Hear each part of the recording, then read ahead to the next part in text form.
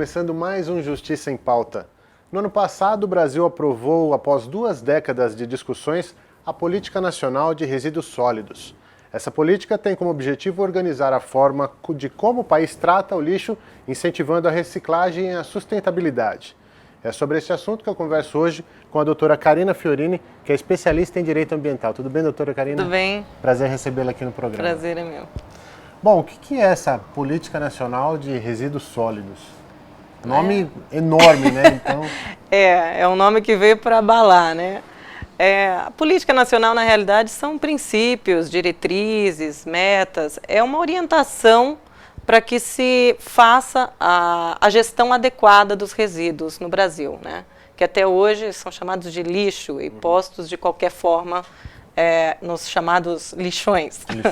Lixões a céu aberto. Né? Exatamente. E assim, todo lixo é considerado resíduo sólido ou não?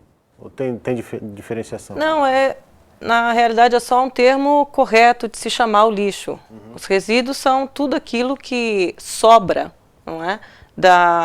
Dos materiais consumidos por nós. Então, desde os eletroeletrônicos até a caixinha do leite que a gente adquire, certo? E por que a lei foi criada? Para trazer o tratamento adequado disso tudo, para que isso pare de trazer a contaminação para o solo, a contaminação das águas, e, enfim, que pare de gerar também esse panorama bonito que a gente pode ver por todas as cidades, né, que são aqueles montes de resíduos e dispostos de forma inadequada e sem tratamento algum, sem reutilização alguma, sem reaproveitamento até do valor, né, que isso tudo tem, porque a gente chama lixo e a gente imagina o lixo algo que, enfim, que não se usa mais, que não se tem valor, que é descartado. E, na realidade, isso traz muito dinheiro. A gente pode ver em várias entrevistas, por sinal, saiu esses dias numa revista, de pessoas que ganham muito dinheiro com o lixo, milionários. Uhum. E por que depois de 20 anos, ficou 20 anos em tramitação no Congresso, não se chegava a um consenso, é isso? Como é que funciona? Foi aquele chamado vai e volta, não é? Do projeto de lei. Questão política, mais questão política? Exatamente. Questão política e readequar, porque na realidade o que acontece é você precisa estar sempre readequando aquilo que você vai criar. Então houve uma preocupação muito grande da lei. A lei foi muito bem elaborada, muito bem escrita e ela se preocupou bastante com isso. Tanto que, se você der uma olhada, enfim, nos capítulos da lei, quando ela traz o Plano Nacional de Resíduos Sólidos, ela prevê uma verificação periódica desse plano que está sendo criado, foi criado agora. De 4 em 4 anos, esse plano vai ser renovado, entendeu? E esse plano ele é nacional, ele é global, e aí ele desmembra depois para estados e municípios? Sim, sim. Ele trouxe, primeiro, é como se você pensar na hierarquia das leis, não é? Primeiro tem a parte federal, que traz uma orientação mais geral. A estadual também vai trazer uma orientação geral. A gente olhando ali o conteúdo mínimo de um plano e do outro, são praticamente iguais, são bem parecidos. E aí o municipal, que é o município que ficou encarregado mesmo da limpeza urbana, né? É o encarregado da limpeza urbana, ele vai trazer uma coisa mais descritiva, uma coisa mais detalhada para direcionar as empresas e as pessoas, e, enfim, os consumidores nessa nova etapa do gerenciamento e gestão de resíduos. Nesse processo todo, o município acaba sendo a fonte mais importante de execução desse plano? Sim. Porque é onde o cidadão está no município? Exatamente. O município, e mesmo porque a Constituição traz para o município mesmo a atribuição de limpeza urbana, não é? Do gerenciamento disso tudo. E o que já mudou desde a implantação da lei? Olha, mudou bastante coisa, por incrível que se possa parecer. Há hoje já muitas discussões a respeito de como se fazer o gerenciamento empresarial, porque não só as entidades públicas, como as entidades privadas, né, as indústrias e as empresas e os revendedores de produtos e tudo mais, eles vão ter que participar dessa gestão, dessa nova política de gerenciamento. O que vai acontecer? as empresas vão ter que criar também o seu plano de gerenciamento. É diferente do plano de gestão, porque vem o Estado, vem o ente público e cria uma forma de gestão. E aí a empresa vai ter que criar dentro das unidades dela um plano de gerenciamento. Como gerenciar aquilo que está sendo gerado por eles. O que eles estão colocando no mercado como resíduo. Outra coisa outra mudança grande que houve é o repensar das empresas. Porque hoje nós temos uma nova ordem de colocação para tratamento de resíduos. Não se diz só em reciclagem. Hoje em dia pensamos, em resíduos, lixo, o que se vai fazer? Reciclagem, então vamos usar esse negocinho para fazer um colarzinho. Isso não é reciclagem. Reciclagem é recolocar aquilo no mercado. Isso não é uma forma de recolocação do produto no mercado. Então, o que hoje foi colocado nessa ordem é, primeiro se pensar, o empresário, na não geração do resíduo. O que pode se deixar de produzir como resíduo. Depois pensar naquele formato, vamos dar um exemplo da embalagem, que é um exemplo fácil, a gente visualiza com tranquilidade. Como pensar aquele produto com menos embalagem? Então, primeiro é não criar uma embalagem, se o produto pode ser posto sem uma embalagem. Segundo é como reduzir aquela embalagem. Então, a não geração, a redução, depois a reutilização daquela embalagem. Ela pode retornar e ser reutilizada, para depois se pensar a reciclagem. Desenvolver embalagens que possam ser reutilizáveis depois. Exatamente. Aí, passado esse ciclo, então é uma ordem que deve ser seguida. Primeiro tem que ser pensado, não há como se quebrar essa ordem, entendeu? Primeiro tem que ser pensada a não geração, para depois a redução, a reutilização, para depois se pensar a reciclagem. E hoje nós colocamos a reciclagem como o principal. E não é bem isso que vai acontecer a partir de agora.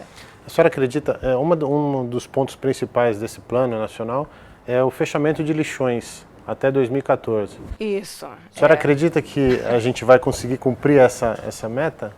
Eu acredito sim, porque os lixões, né, eles recebiam tudo e qualquer tipo de resíduos.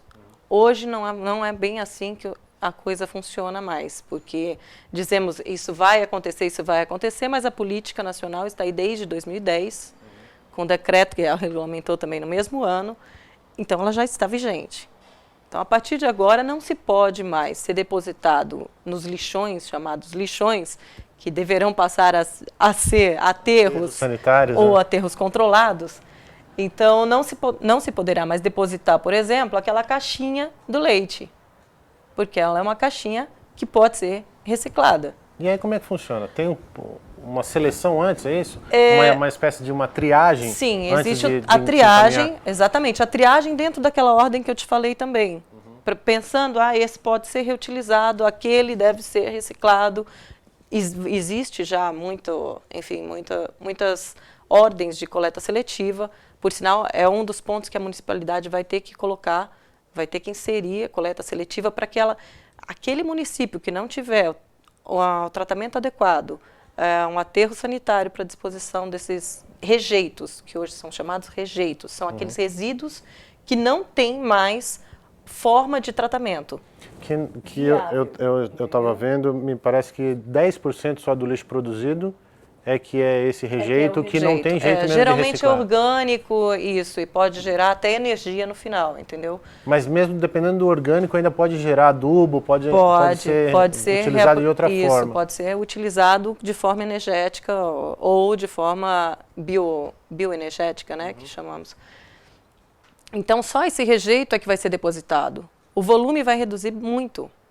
Então, eu acredito sim que até 2014 a gente possa ter uma adequação desses lugares, primeiro com a descontaminação, né? Porque os lixões, o que acontece com eles? Eram jogados produtos químicos, produtos sem controle algum, às vezes direto no solo. Às vezes até material de hospital. Exatamente, iam tudo para lá.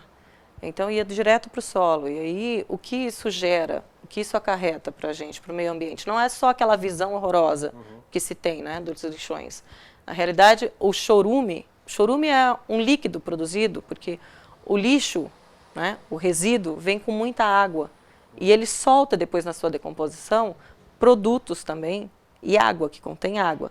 Então isso cria uma meleca, que é o que chamado tal chorume. É um líquido e é contaminante. Ele entra nos lençóis Então, freáticos. exatamente, ele penetra no solo, entra nos lençóis freáticos, nos aquíferos, geralmente eles chegam. Então, isso não contamina só a água, contamina o solo ao redor, que prejudica, por exemplo, a produção de cana no interior de São Paulo, e ele prejudica também os lençóis freáticos, né? A água que é tão importante para a gente. Com essas mudanças, então, os catadores, ou melhor, os recicladores e as cooperativas vão ter um papel mais importante, então, nessa nova disposição, ou os governos que devem aí atuar nessas frentes, de separar o que deve ser reciclado e não? Então, isso aí vai ser uma atividade conjunta, na realidade. A responsabilidade trazida pela Lei 12.305, pela Política Nacional, ela é compartilhada. Então, o que significa dizer que a responsabilidade é compartilhada? Todos compartilham dela, todos estão dentro, têm parte nessa responsabilidade. Então, os estados, os municípios, a União, os particulares industriais, empresários, todos eles estão dentro, inclusive os catadores. Os catadores. Os catadores, eles foram inseridos nisso, porque hoje fala-se em aumentar a responsabilidade, aumentar a atuação deles. Não, eles têm uma atuação imensa. Se tirar os catadores do estado de São Paulo, da cidade de São Paulo, a gente percebe facilmente. Mas eles são inseridos necessariamente nesse processo de coleta seletiva que vai permanecer e vai se ampliar, né, em todo o Brasil. Senhora, na sua opinião, a sociedade tem noção do que é o lixo e o que é reciclável? Não. A sociedade está iniciando essa consciência, com essa separação do lixo, né, que foi inserida por muitas empresas. Tem uma publicidade forte hoje em cima disso, mas eu acredito que a educação ambiental, nesse sentido, tem que ser maior, tem que ser mais intensificada, e acredito que vai ser, pelos planos que vão surgir, que estão surgindo. E eu acredito que sim, que vai haver uma consciência maior, que a consciência hoje é pequena. Muita gente pensa que aquele papelzinho de bala que ele joga ali para fora do carro vai se autodestruir, né? Puf, né? Como aquele saquinho de lixo que a pessoa larga ali pertinho do bueiro, que depois vai entupir, vai criar toda aquela confusão. Vai alagar a própria casa. Alagar a casa daquele próprio que jogou, ou aquela garrafa PET que eles jogam pelo rio. Eles acreditam que aquilo se autodestrói, e não existe isso, não é? Tá certo. Nós vamos fazer um rápido intervalo. Na volta, eu quero saber da senhora se existe um modelo ideal de reciclagem de lixo. Daqui a pouco a gente volta. O Justiça em Pauta vai para um rápido intervalo, a gente volta já já.